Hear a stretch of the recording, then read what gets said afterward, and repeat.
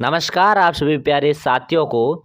तो मैं आपके लिए 10th क्लास का जो मॉडल पेपर ब्लूप्रिंट के हिसाब से आने वाला है उसी लेवल का मैं आपको पेपर लेकर के आया हूं। तो ये इस पेपर को आप अच्छे से देख लेना, ये बहुत ही वेरी इंपॉर्टेंट क्वेश्चन आपकी बार के लिए। तो इनको अच्छे से पढ़ के जाना ताकि एग्जाम के अंदर आपको इसी प्रकार के क्वेश्चन देखने को मिलेंगे। तो यहाँ पर मैं क्वेश्चन की बात कर देता हूँ। इसके अंदर आपके ऑप्शन, खाली जगह और एक एक नंबर के सवाल मैंने दिए हैं ताकि आप 1 घंटे के हिसाब से मैंने पेपर बनाए हैं। तो इन सवालों को अच्छे से देख लेना और आप खुद देखना आंसर। मेरे बोलने से पहले आप खुद आंसर देना कि आपके कितने राइट होते हैं और कमेंट बॉक्स के अंदर मुझे कमेंट करके जरूर बताना कि इतने राइट हुए। तो यहाँ पर मैं पहले क्वेश्चन की बात करता हूँ कि पादप में फ्लोएम का उत्तरदायी है। तो फ्लोएम किसके लिए उत्तरदायी है? तो मैं आपको यहाँ पर ट्रिक बता देता हूँ। एक शब्द आपने सुना होगा जाइलम और एक शब्द आपने सुना होगा फ्लोएम। ये दो शब्दों के क्या काम होते हैं, इस बात का ध्यान रखें। तो जाइलम से तो आपको पहला शब्द ज से याद रखना है, जल। तो जल का परिवहन करने का काम जाइलम करता है और जो सिर्फ एक दिशा के अंदर करता है। मतलब जो क्या करता है जाइलम, जाइलम आपको पता है कि जो प्लांट होता है, ठीक है। तो 1 मिनट में आपको बना देता हूँ यहाँ पर कि जो प्लांट होता है, आपने देखा होगा प्लांट, ये प्लांट का स्टेम होता है और इसके नीचे जो जड़ें निकली होती है, तो जड़ें क्या करती है, भूमि से लगाकर जल को लेकर के पत्तियों तक पहुंचाती है ताकि पत्तियां प्रकाश संश्लेषण की क्रिया द्वारा भोजन बना सके।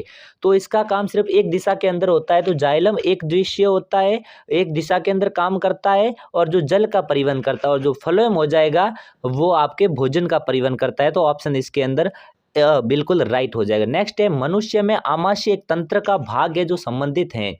आप सभी को पता है मनुष्य के अंदर आमाशय एक तंत्र का भाग होता है। वो किसका भाग है? श्वसन तंत्र का है, उत्सर्जन तंत्र का है, पोषण तंत्र का है या परिवहन तंत्र का है?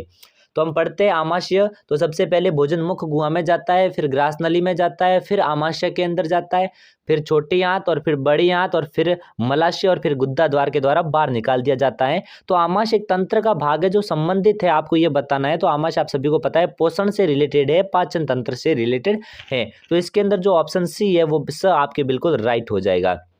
नेक्स्ट क्वेश्चन है, कोशिका विभाजन को कौन सा हार्मोन प्रेरित करता है? तो कोशिका, वेरी इंपॉर्टेंट क्वेश्चन है, कोशिका विभाजन को कौन सा हार्मोन प्रेरित करता है? या फिर आपसे पूछ ले फलों के अंदर या बीजों के अंदर अधिक सांद्रता में कौन सा हार्मोन पाया जाता है, कौन सा पादप हार्मोन पाया जाता है? तो इसके अंदर साइटोकाइनिन जो बिल्कुल राइट है, जो कोशिका विभाजन के अंदर सहायता करता है।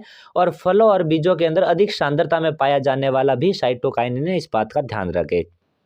नेक्स्ट है, निम्नलिखित में से कौन सा पादप हार्मोन है? जिब्रेलिन है, एस्ट्रोजन, इंसुलिन या थायरॉक्सिन?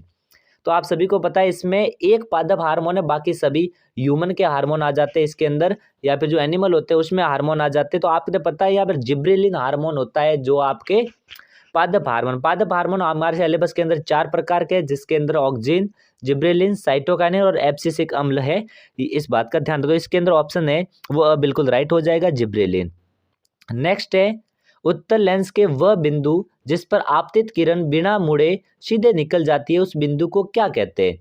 आप सभी पढ़ते हैं कि जब हम उत्तल लेंस बनाते हैं, जैसे कि ये कोई उत्तल लेंस है, ये इसका मुख्य अक्ष है और आप सभी को पता है ये इसका प्रकाशीय केंद्र होता है कि जब कोई किरण प्रकाशीय केंद्र से गुजरती है तो वह बिना विचलित हुए सीधे निकल जाती है। तो प्रकाशीय केंद्र इसका बिल्कुल राइट आंसर हो जाएगा, श। नेक्स्ट है, विभवांतर को मापने का यंत्र है।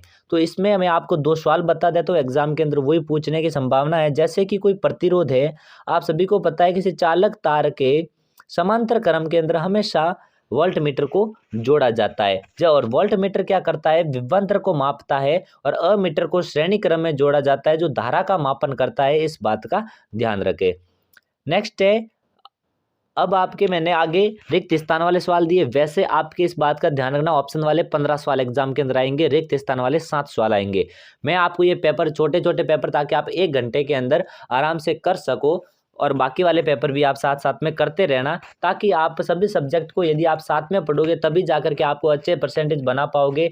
यदि आपने मैथ में, साइंस में और इंग्लिश में ज़्यादा ध्यान दिया और बाकी वाले सब्जेक्ट में ज़्यादा ध्यान नहीं दिया, तो इस बात का ध्यान रखना, परसेंटेज आपके अच्छे नहीं बनेंगे। भले ही आप मैथ के अंदर 100 में से 100 लाए, साइंस में 100 में से 100 लाए, लेकिन परसेंटेज अच्छे बनाने के लिए आपको सभी सब्जेक्ट को बराबर वरीयता देनी होगी, तभी आप अच्छे अंक ला सकते हो। नेक्स्ट है, रिक्त स्थानों की आपको पूर्ति करनी है।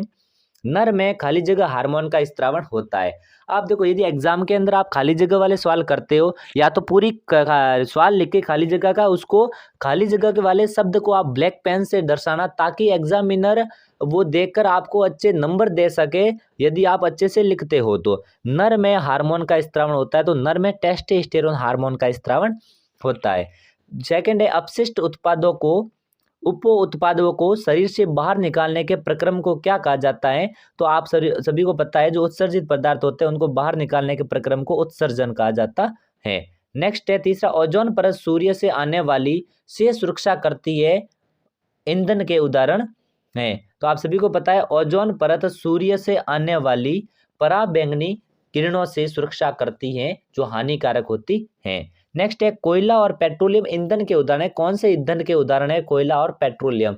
तो कोयला और पेट्रोल आप सभी को पता है, जीवों के द्वारा, पेड़ पौधों के द्वारा प्राप्त होते हैं। कोयला पेड़ों से प्राप्त होता है, पेट्रोलियम समुद्री जीवों से प्राप्त होता है। तो ये किस प्रकार के ईंधन के उदाहरण है? तो ये जो ईंधन है वो जीवाश्म ईंधन हो जाएगा, जो जीव के द्वारा प्राप्त होते हैं। नेक्स्ट है, गोलीय दर्पण के ध्रुव व वक्रता केंद्र के बीच की दूरी की आधी दूरी को क्या कहते हैं? आप सभी को पता है कि आप एक गोलीय दर्पण जो आप पढ़ते हो, एक मिनट, आप जो गोलीय दर्पण पढ़ते हो, तो गोलीय दर्पण के अंदर एक तो होता है वक्रता केंद्र, और जैसे कि मैं आपको यहाँ पर बना देता हूँ, ये कोई गोलीय दर्पण है, इसके अंदर आप पढ़ते हो वक्रता केंद्र को सी से लिखते हो। तो वक्रता केंद्र के ये, और ये ध्रुव ओ है, वक्रता केंद्र और ध्रुव के जो बीच की दूरी होती है, आप सभी को पता है, वो पॉइंट तो एक होता है फोकस, और बीच की दूरी को मुख्य फोकस कहा जाता है, या फोकस दूरी कहा जाता है। इस बात को ध्यान रखें। यहाँ पर विद्युत शक्ति का आपको मात्रक बताना है, तो विद्युत शक्ति को या नॉर्मल शक्ति को, इसका मात्रक जूल प्रति सेकंड होता है, या फिर आप व्यापारिक मात्रक पूछ ले तो किलोवाट घंटा लिख सकते हो यहाँ पर। तो इस बात का ध्यान रखें। अब नेक्स्ट क्वेश्चन है, ये अति लघुरात्मक सवाल आ गए, इसके अंदर आपको एक शब्द या एक लाइन के अंदर आंसर देना होता है। तो आपको जिस प्रकार से ये क्वेश्चन पूछा जाता है, आप उसका आंसर आराम से दे सकते हो। तो इसी प्रकार मैं आपके लिए मॉडल टेस्ट पेपर लेके आऊँगा, तो आप साथ साथ में ये पूरा देख लेना। और इससे पहले मैंने मॉडल टेस्ट पेपर आपको बता रखे ऑलरेडी, बोर्ड के द्वारा किस प्रकार से आप 100 में से 100 नंबर ला सकते हो, उसकी कॉपियाँ भी मैंने ऑलरेडी अपलोड कर दी है यूट्यूब पर। जो आरबीएससी या फिर जो अदर बोर्ड, मतलब जो स्टूडेंट पूरे में से पूरे नंबर लाते हैं, कैसे नंबर आते हैं उनके पूरे में से पूरे, किस प्रकार से वो लिखते हैं, लिखने का क्या तरीका होता है, उसको कितने आंसर देने होते हैं कोई क्वेश्चन के अंदर, तो वो पूरा मैंने बता रखा। आप जरूर जाकर के देख लेना, और आप नहीं तो डिस्क्रिप्शन बॉक्स में मैंने लिंक दे दूंगा इसकी, तो वहाँ जाकर के आप जरूर देख लेना। तो ये आपके फर्स्ट पेपर था। इसी प्रकार नेक्स्ट पेपर और आते रहेंगे, आप चैनल से जुड़ जाना। तब तक के लिए आप सभी को धन्यवाद।